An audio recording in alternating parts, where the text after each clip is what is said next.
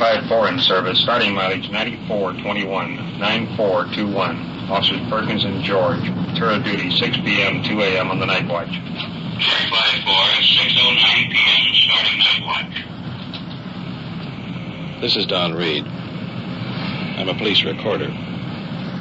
You're riding in the detective unit reporting in service on the night watch. As you go along with us, remember, this is it. This is real. This is what happens on the night watch.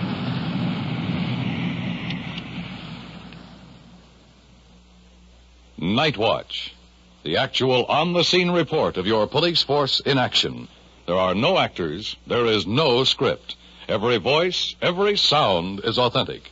The investigations are recorded as they actually occur.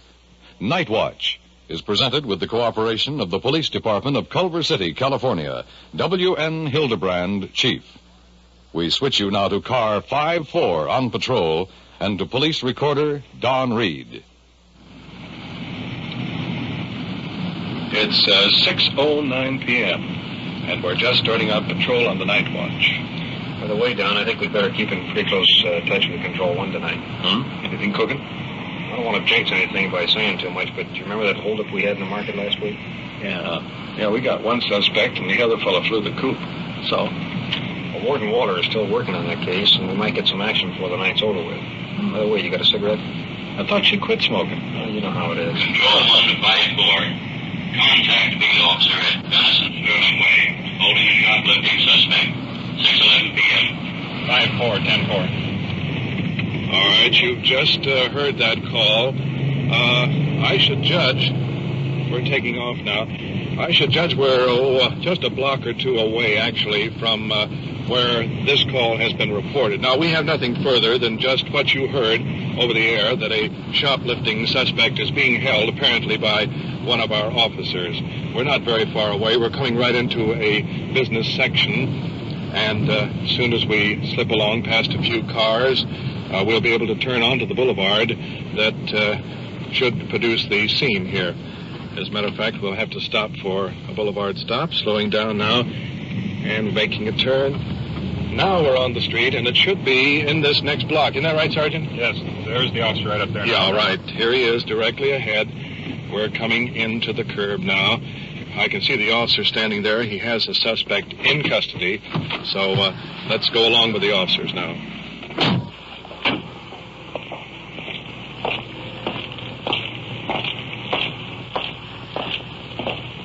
Officer Cameron, what happened up here? Well, I was walking beat when I walked past Grants. The manager came out and talked to me and says that one of his sales lady observed this woman placing 15 shirts in a paper bag. And when the woman noticed that she was spotted, she immediately placed the shirts back and started out. However, the manager talked to me and pointed out the woman, and I stopped her, and after interrogation, I called you. Is that the woman over there? Yes, it is. Let's go over and talk to her. I can see the shoplifting suspect standing in the archway of this store in custody of another officer, and she's dressed in a short-sleeved sweater with a light blue skirt. As I'm entering this alcove, I have the feeling I'm talking in a tunnel. Well, now, here's the picture. The suspect is unusually nervous and has a strange blank stare, almost as if she were looking at you, but she didn't see you. Now, the sergeant is questioning her about shoplifting 15 shirts. But I can tell by the expression on his face. There's something wrong here. I don't know. That's why I put them back. Have you ever been arrested before? Yes, I have. I don't know what it was. It said offering or soliciting or what. I don't know, but one or the other. Just one. I noticed that you have some marks on your arms there. What are they from? I fell about 2 weeks ago. What about this scar on this arm over here? I don't know what that scar is. Have you ever used narcotics of any kind? No, I haven't. Have you ever been arrested for narcotics? No, I haven't. No. It's very similar. I noticed on this one here, and I noticed a little mark up here. That is where I fell. This scar is comparatively new. That's where I picked it. I fell. 2 marks in there in addition to the scar. No, sir, there are not no marks. It's where I fell and scratched my arm on the How about fence. this one right here? I don't know what that is. I guess it's just a pimple like over here on this other one. Well, there's 2 little points right on that one there. It's the The skin of it is there. It's not a pin mark. See there? I think that you're going to have to be held on a narcotics charge. Oh. Until we can have this checked.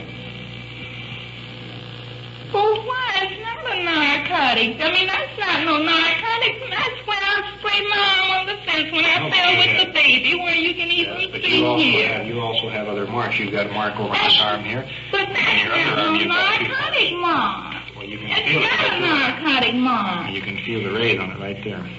These scars been on here I don't know how long. I don't even know what they're from. I don't recall what they're What about this blue from. mark right here? That's the mole. I have them all over me. There's another one. This one is blue right in the vein. Here's another one right here. Well, I think we're going to hold you until we check on it. Oh, now that's so unfair. The suspect is being taken into custody now by Sergeant Perkins and is being escorted to our police car. Now, we've observed there is sufficient evidence of the use of narcotics to warrant further investigation. So now, back to headquarters.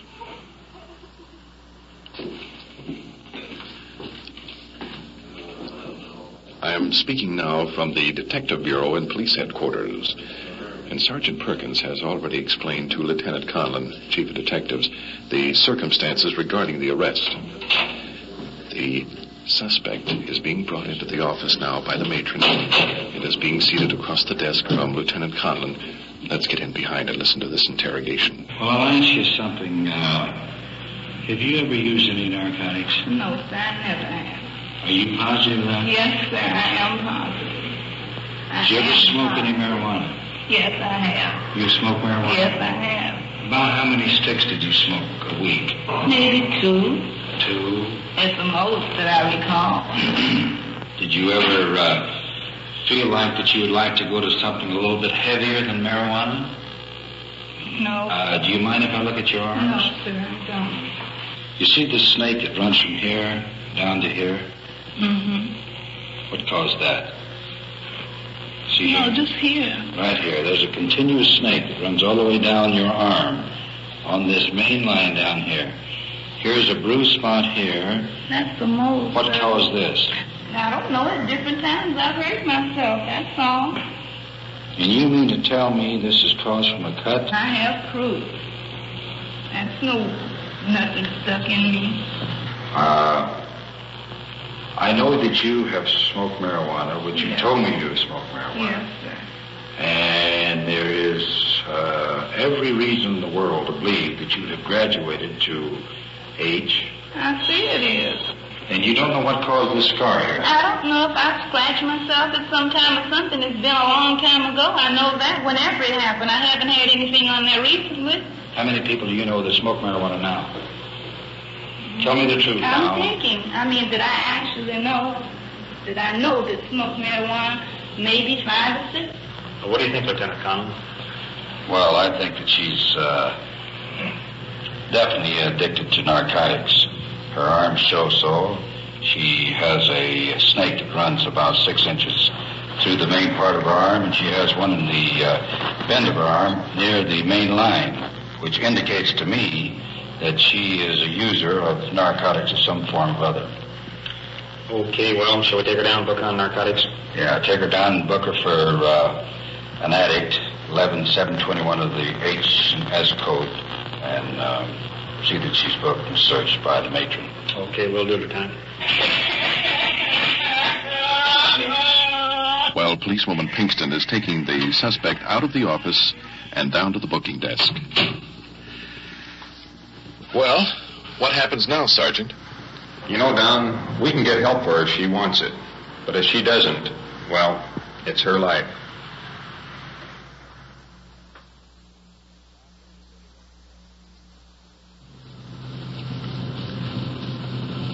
We've been back on patrol for better than 30 minutes. And a few moments ago, Car 5-3 received a prowler call. Since we're the only detective unit in the area, we're rolling in to see if any assistance is necessary. The only information we have is, of course, that radio transmission which said that there's a prowler on the north side of the building. We don't have anything further at all on that. Incidentally, we're approaching the area now. Sergeant, just cut the lights, just in case. There's our uniform car directly ahead. And looking over, the two officers have a suspect in custody. Everything seems to be pretty much under control. Now, let's get out and check this out with the officers. Out of the car.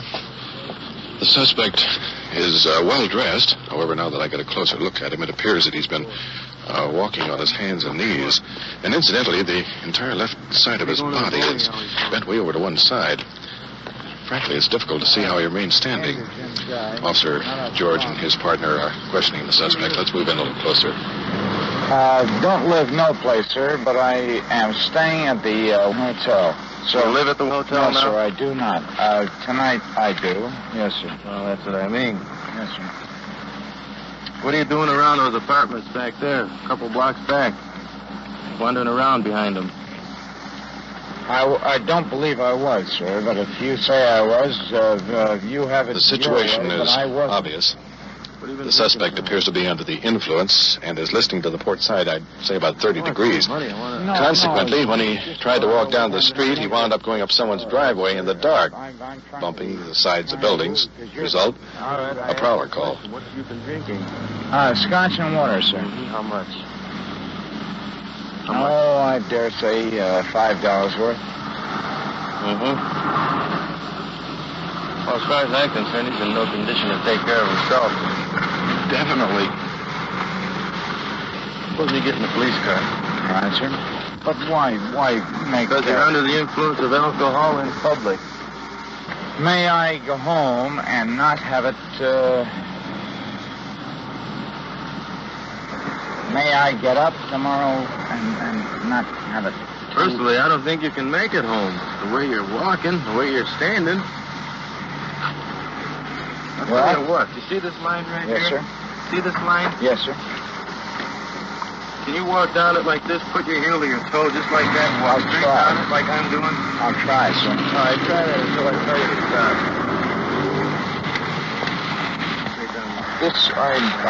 I dare say I won't be able to do it.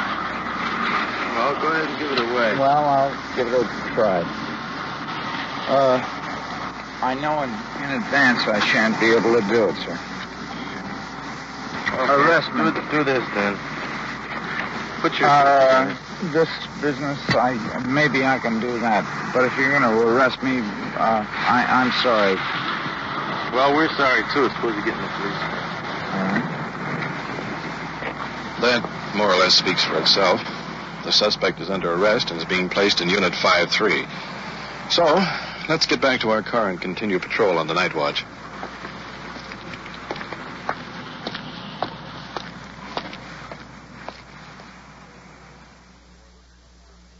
You are listening to Night Watch and following a detective unit on its tour of duty. Every voice, every sound is authentic. The investigations are recorded as they actually occur. We'll bring you the final results of tonight's cases at the conclusion of the Night Watch. Defense of our country is not a responsibility just for the military. It's up to every one of us to help. The Air Force has formed the Ground Observer Corps as a nationwide civilian component of the Air Defense Command. Sign up to become a Ground Observer Corps volunteer in your locality. Write or telephone your nearest Civil Defense Center. Now we switch you back to police headquarters and police recorder Donn Reed.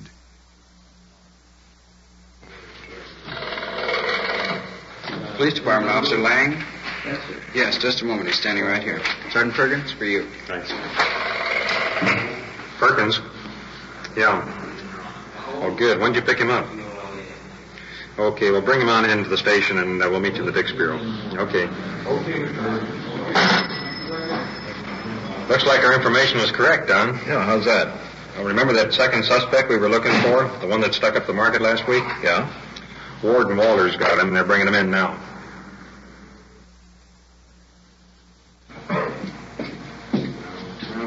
It's 11:40 p.m., almost an hour since we received that phone call.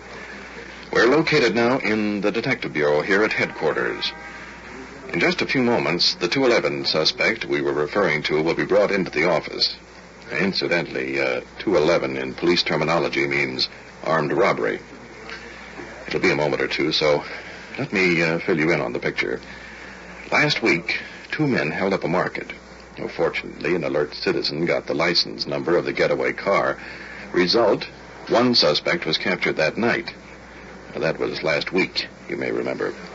However, the second suspect, or the older one of the pair, managed to escape arrest when the 2 split up that night.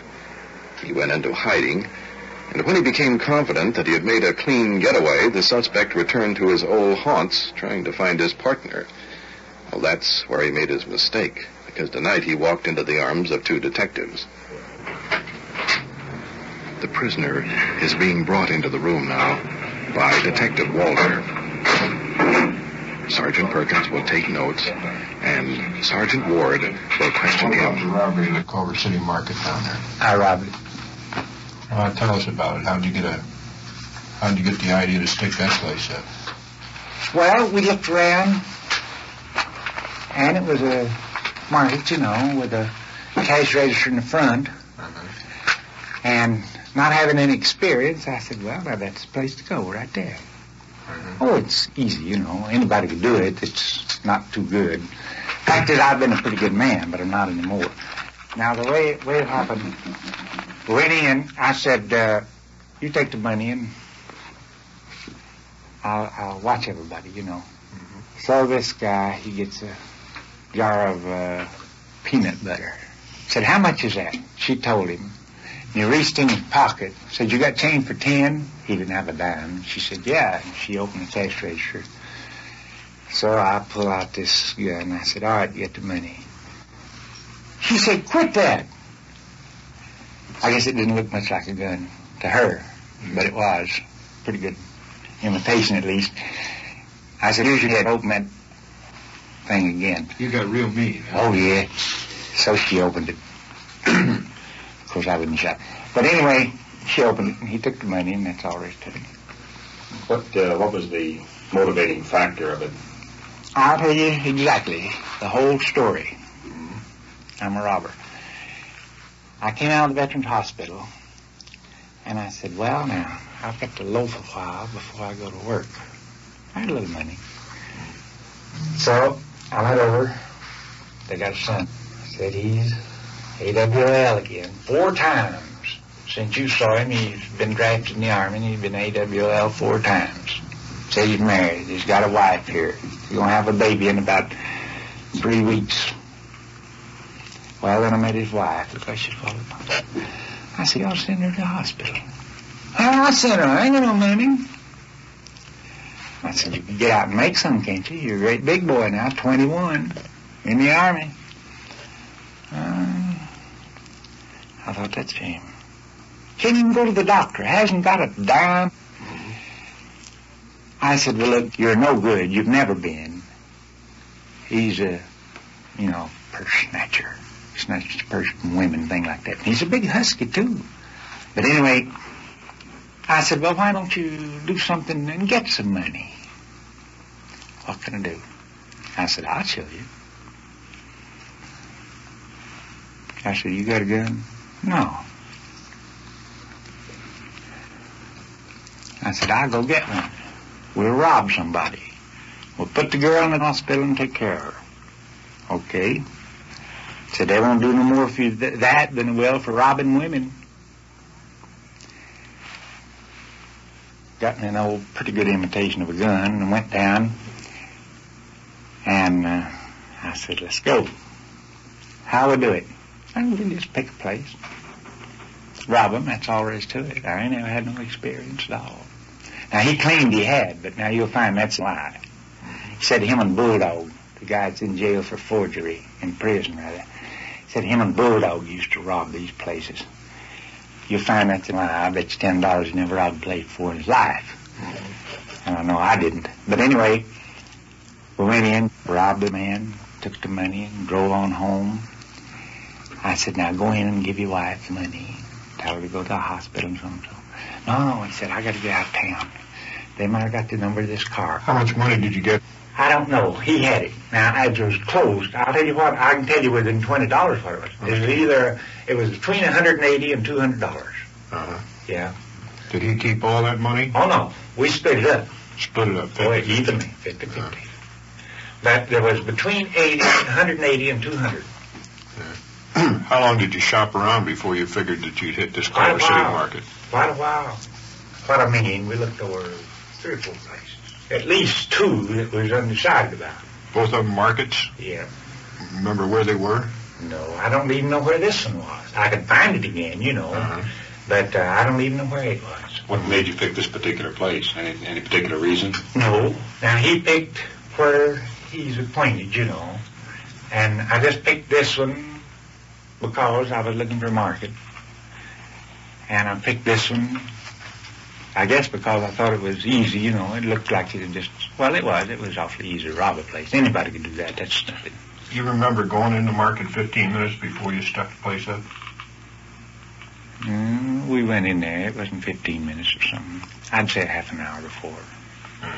Yeah, I went in there and he bought some chewing gum. What were you doing then? Sort of casing the place? Sure, looking over.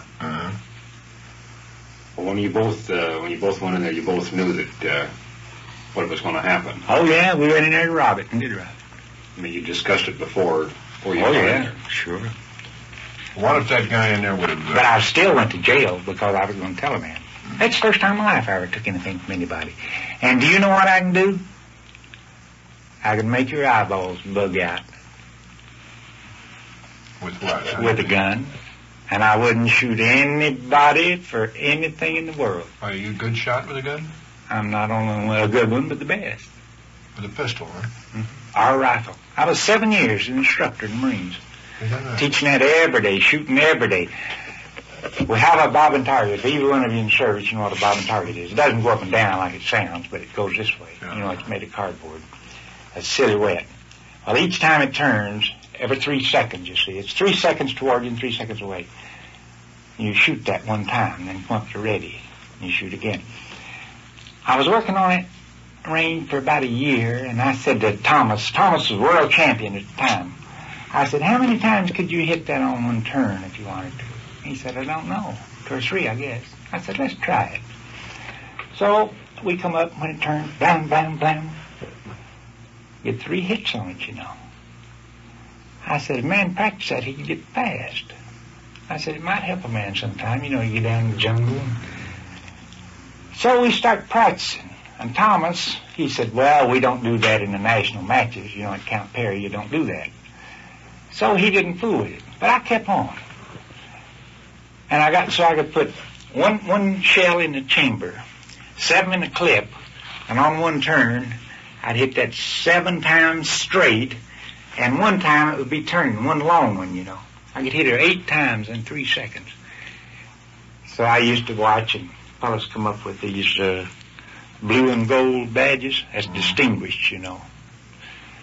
I'd say, after they'd shoot this, that's the last thing you shoot at, so you bob and target. One time every 3 seconds, you know. I'd say, if you wanted to, how many times could you hit that on one turn? Well, I don't know, 2 or 3, I guess. Let's try it and see. So I'd tell the man, all right, run it again. He'd run it, and the guy'd blam, blam, maybe 3, sometimes 4, you know. I said, it seemed to me like a man ought to get that 6, 7 times. No, that's too fast. I'll tell you what I'll do now. I don't know, but I'll bet you I can hit it 8 times in 3 seconds. I'll bet you a dinner at the club. That's a bet.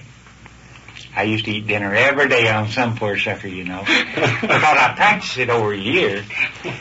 Well, one day our captain come down. His name was Colony.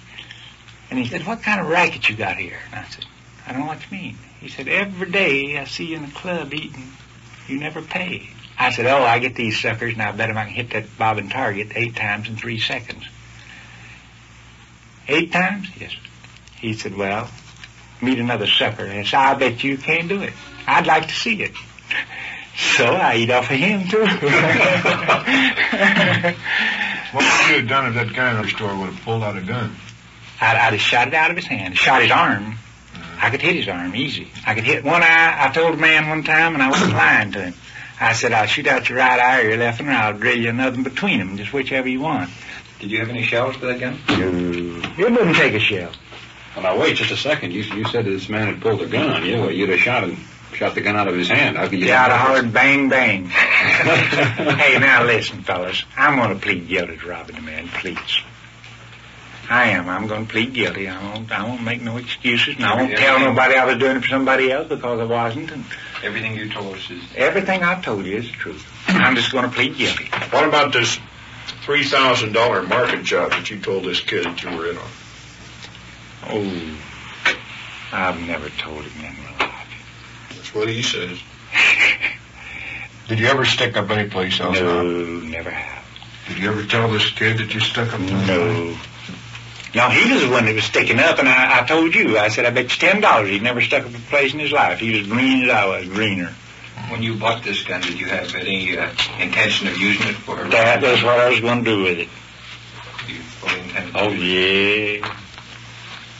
Well, you bought the gun after you met this kid or before? Mm-hmm. After you met him? Yeah. After we'd planned to rob this place. Some place, not this one. Just rob a place. Okay, we'll take him back and lock him up for the night then. Right. I'm sorry I caused you guys some trouble, but... That's all right. We get paid for it.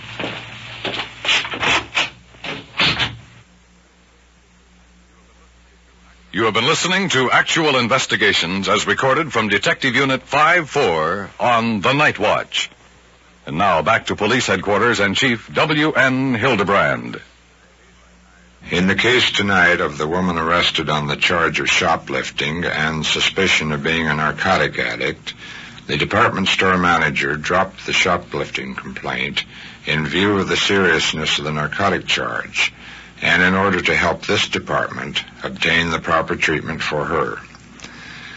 The last case heard tonight cleared our records of the market holdup, with both suspects admitting their participation in the armed robbery. I might mention at this time the penalty for this crime is a minimum of 5 years in the state prison. One of the keys to the quick solution of this case was an alert citizen taking the license number of a suspicious car. Given this information, our Detective Bureau under Lieutenant Bob Conlon followed the trail for over a week before finally locating and arresting the second suspect. Our city presents a difficult problem of police work because of our geographical location. We are located in the heart of a large metropolitan area. My department is cooperating to bring you the on-the-scene action of the Night Watch to show you the important part that you as a citizen can play in keeping your police department an effective organization. If through this program we can further that cause, then our efforts will be well rewarded. Thank you, Chief Hidebrande. You have just heard on-the-scene reports of your police force in action. Every voice, every sound has been real. Night Watch, brought to you through the cooperation of your police department of Culver City, California, is produced by Sterling Tracy and Jim Hadlock, with technical advice by Sergeant Ron Perkins, and described in the field by police recorder Donn Reed.